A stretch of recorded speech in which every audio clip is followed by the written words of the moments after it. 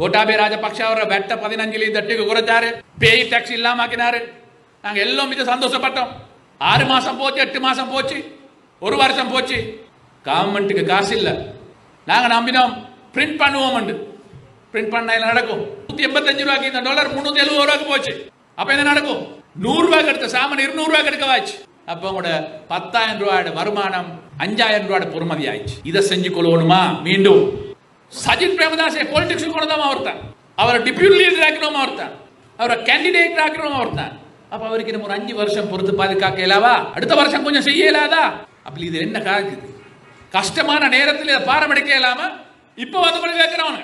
திரு ரணில் விக்ரமசிங்க அவர்கள் துவேஷக்காரன் இல்லை. அவர் சிங்கள, முஸ்லிம், தமிழ் எல்லா மக்களுக்கும் ஒரு மாதிரி பாதுகாக்கிறதுக்காக கஷ்டப்பட்டவர்.